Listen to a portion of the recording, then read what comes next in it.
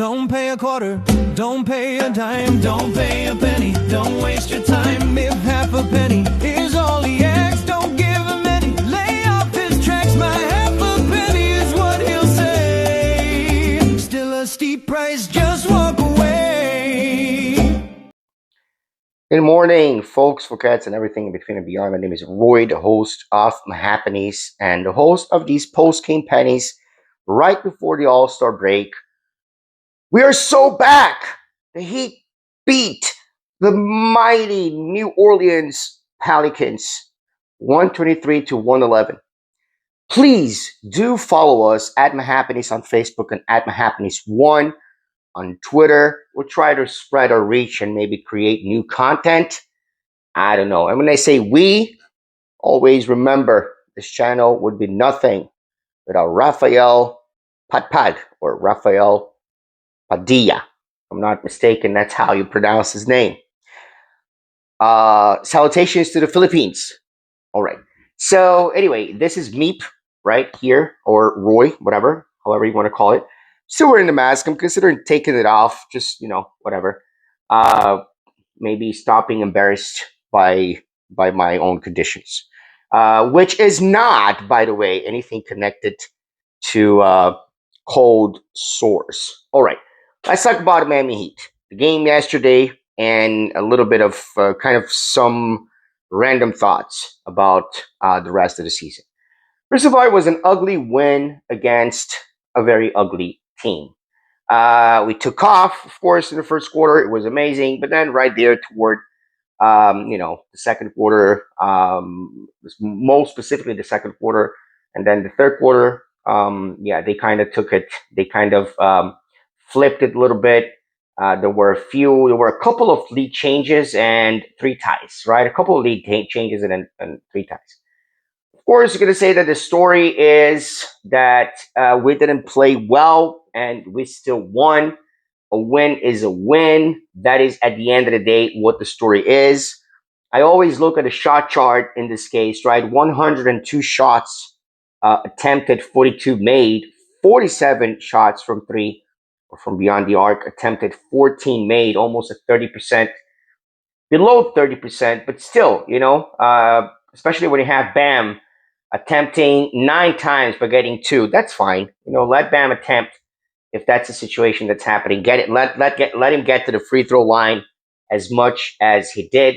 But yeah, it was an ugly win against an ugly team. There's no other way to say it. It's not a team. It's nothing exciting and enticing other than the fact that we do have an amazing rookie in Kasperi Sikaconis. We're not going to talk about that as much because everybody already knows. Everybody's talking about him, and they should.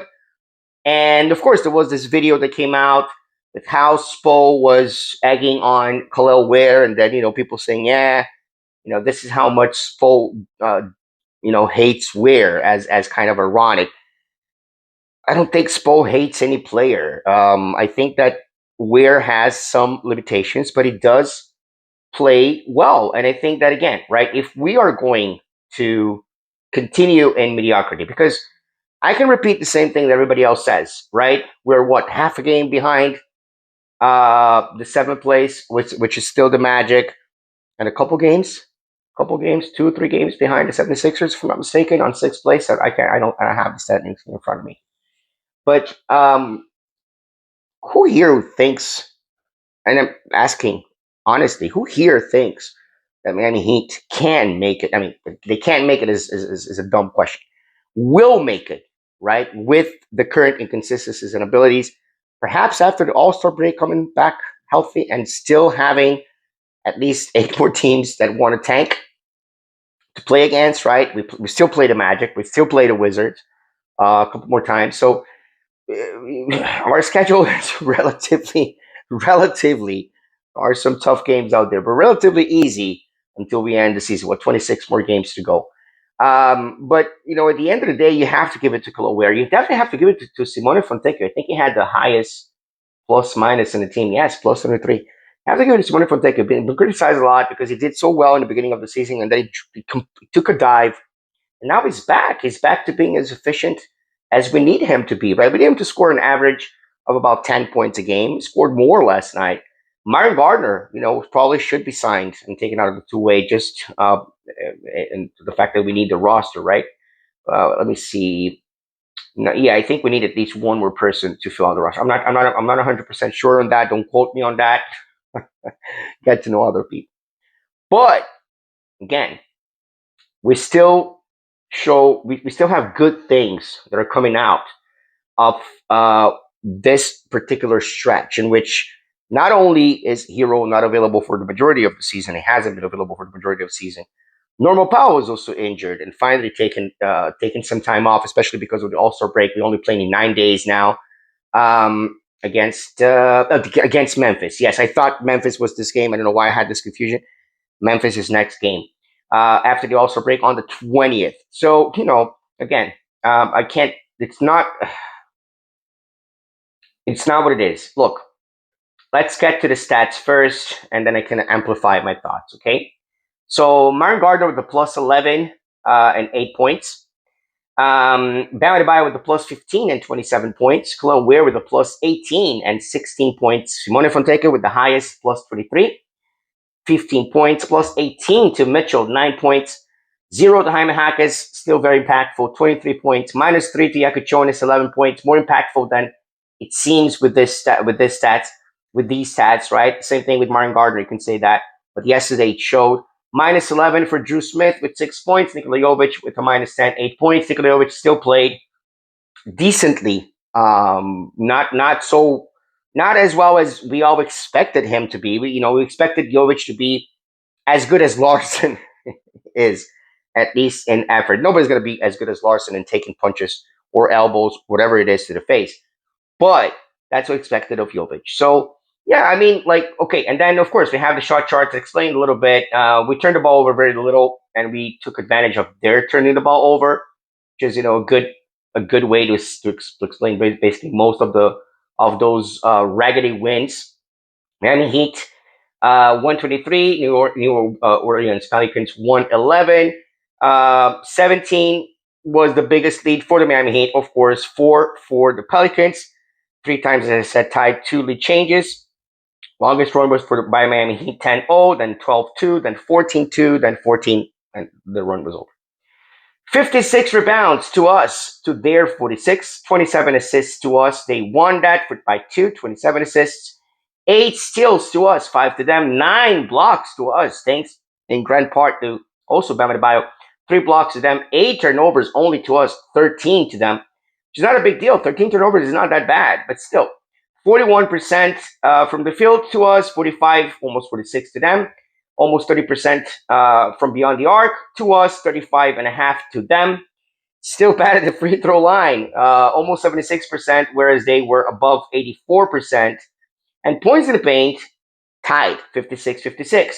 Second chance points, we win by 11, 24-13. Fast break points, they actually won 25-9.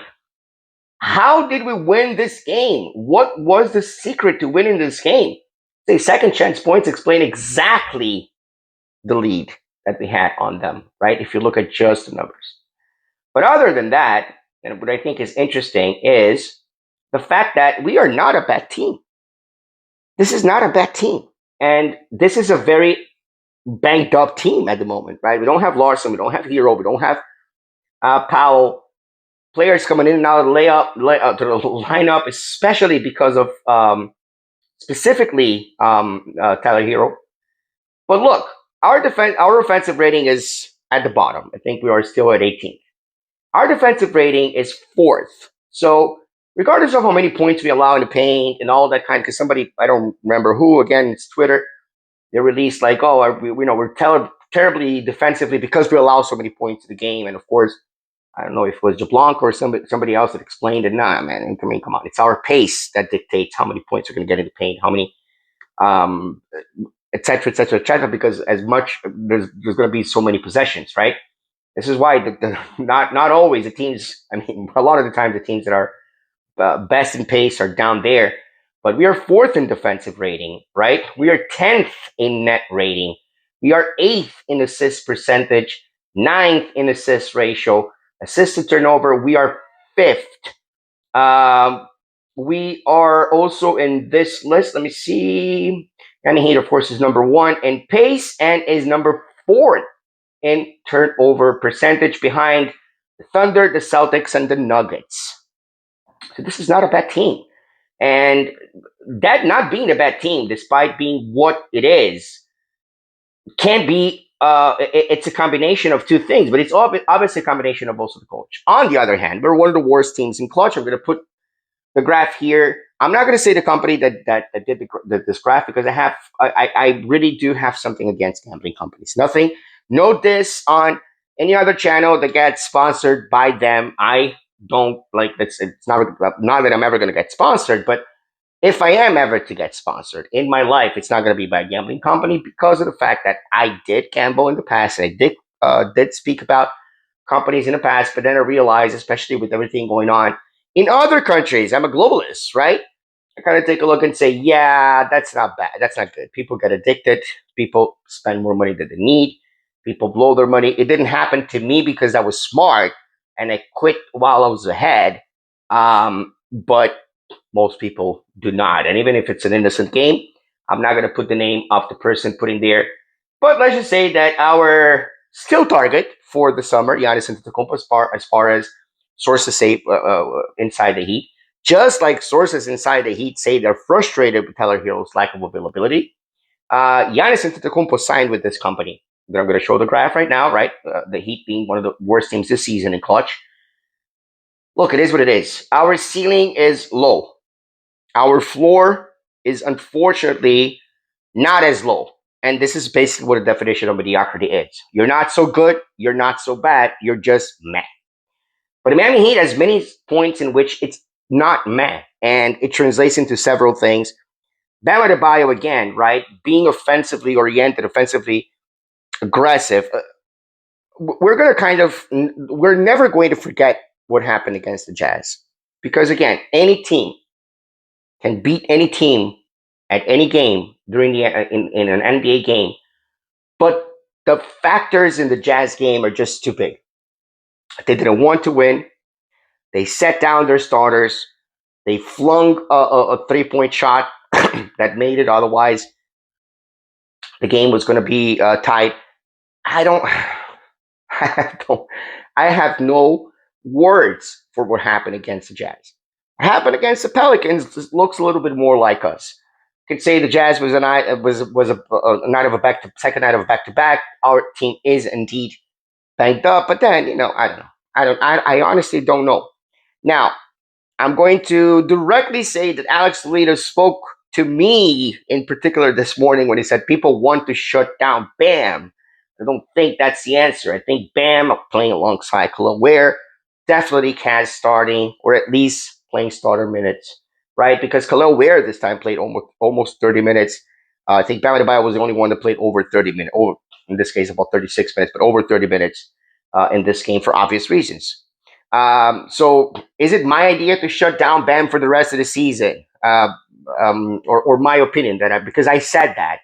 And then Alex said, no, I think that's too radical. We still want to see Bam and Ware working together. And yeah, it made me think. The reason I say that I wouldn't want Bam for the rest of the season is just because of the risk of injuries, right? What's the need for Bam to be injured right now if it's still going to continue being a cornerstone? But again, we still have 26 games to play. And Spo wants to win. Pat Riley wants to win. We want to get humiliated in the first round. Or if by luck, if by overachieving a second round, Pat wants us to win. And then wants to go back and try to get Giannis again, which I think we should completely forget about. But who am I kidding? This is the Heat. This is the organization that is mysterious, secretive. Pat Riley didn't even give an interview after the trade, which is not usual for him, but also he's getting old. People questioning whether he is the Godfather. He's always going to be the Godfather. Whether he should retire or not, maybe that's a different question. Maybe that's also about the essence not really going on it all in. Maybe it's because the Bucks are shut down the trade. Maybe because it's the league that doesn't want to deal with Miami. I don't know. I'm just saying things that people say or that I read. I don't. I'm not. Those are just complete entire conjectures. But what I do know is that I want to see more of Kaz. I want to see more of Larson. I want to see more of Jovic, even though he's not playing so well. I definitely want to see more of Khalil Ware. And whether or not that means shutting down Bam, no, I agree. But Bam and Ware together should still play more minutes, regardless of how it is. We're going to lose. At least continue experimenting and trying to improve things you can improve with the roster that you have. I agree with that. From that Alex really just said. Um, the rest, yeah, I don't know if I want to see Davion Mitchell starting. I rather see Kaz starting, right? I know what the tenets are, but I still rather see Kaz starting. And yeah, this is it. Before the All Star break, this is the last video. I don't record for recording. I didn't record a pregame yesterday because it made no sense to analyze teams after the Miami Heat loss against the Jazz, a team that was trying to lose. That was just, it seemed impossible. The Miami Heat achieved the impossible and probably broke a record there. But yeah, that's it. Before the All Star, who knows? Maybe Hero comes back after the All Star. Who knows? Maybe we start winning and then we get a little bit more excited about our game instead of saying we are so bad, but crying on the inside. Stay safe, stay dry, stay warm-ish, and stay as happy as possible in this very complicated world of ours. And let's go Heat.